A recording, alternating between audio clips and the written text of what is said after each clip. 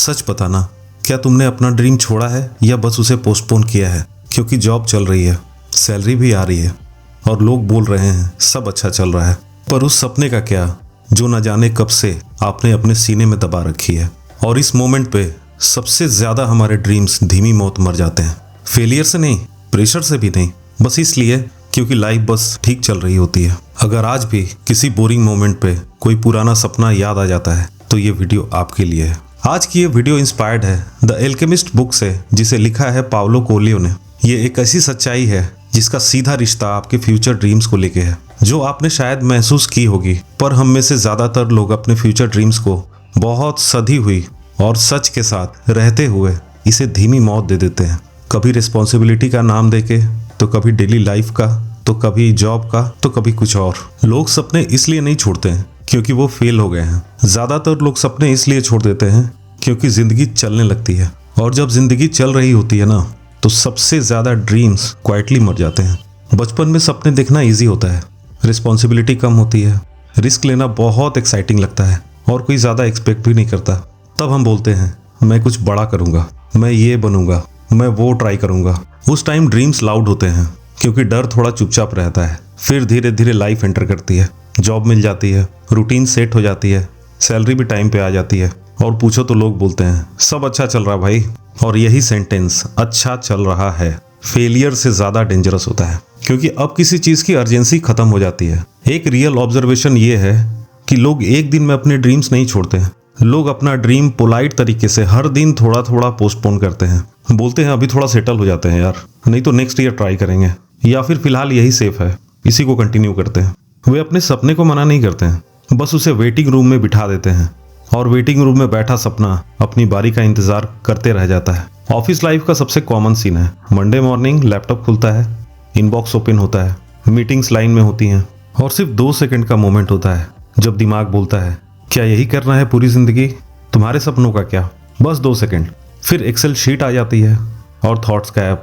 सपने कहीं नहीं गए, सपने पे बस म्यूट बटन प्रेस हो गया।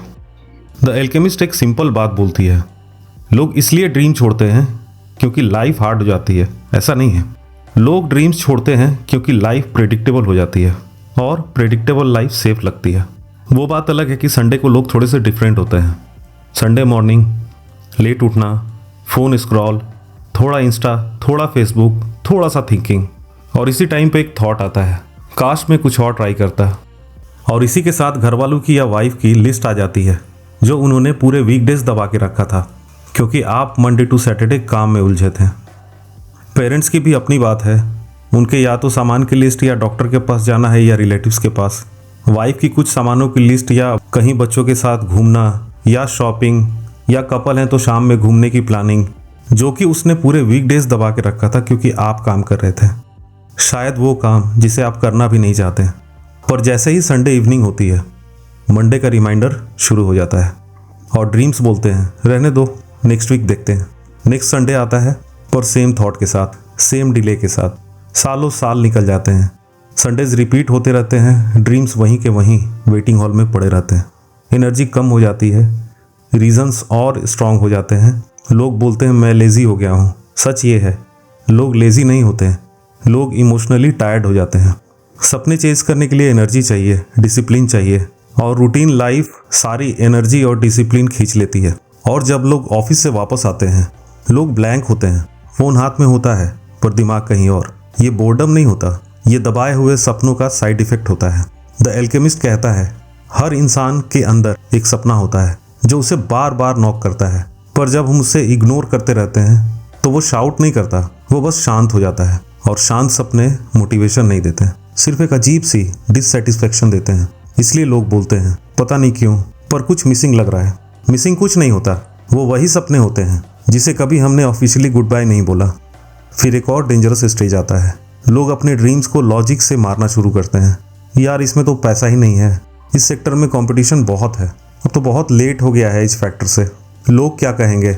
लॉजिक गलत नहीं होता, पर जब लॉजिक सिर्फ ड्रीम्स को किल करने के लिए काम आए तो वो विजडम भी नहीं होता, वो सिर्फ डर होता है, थोड़ा एजुकेटेड वर्जन में। यहाँ एल्केमिस्ट बहुत सॉफ्ट बात करता है, सपने सिर्फ सक्सेसफुल लोगों के लिए नहीं होते हैं, सपने उन लोगों के लिए होते हैं जो अपने आप से ऑनेस्ट रहना चाहते हैं। सक्सेस बाद में आता है, ऑनेस्टी पहले आती है। एक और रियल लाइफ ट्रूथ ये है कि जब कोई और रिस्क लेता है हम बोलते हैं बहुत बड़ा रिस्क लिया है इसने, देखना बर्बाद हो जाएगा। और जब हम खुद रिस्क नहीं लेते हैं हम बोलते हैं रिस्पॉन्सिबल हूँ। सेम फियर, बस लेबल चेंज हो जाता है। और सबसे सैड पार्ट, टाइम के साथ लोग सपने के बारे में बात करना भी बंद कर देते हैं, क्योंकि बात करने से दर्द होता है, साइलेंस सेफर फील होता है। फिर एक दिन किसी फ्रेंड का सक्सेस दिख जाता है, किसी जूनियर का ग्रोथ दिख जाता है, किसी रैंडम स्ट्रेंजर का इंटरव्यू दिख जाता है और दिल के अंदर से फिर से आवाज़ आती है, काश मैं अपना वाला ड्रीम भी चेज कर लेता। बस वही मोमेंट सबसे हेवी होता है। द एल्केमिस्ट जज नहीं करता, वो बस इतना कहता है, सपने कभी एक्सपायर नहीं होते, बस हम उनके लिए एफर्ट देना बंद कर देते हैं। ये वीडियो ये बोलने के लिए नहीं है कि सब कुछ छोड़ दो, हसल करो, रिस्क लो, नहीं।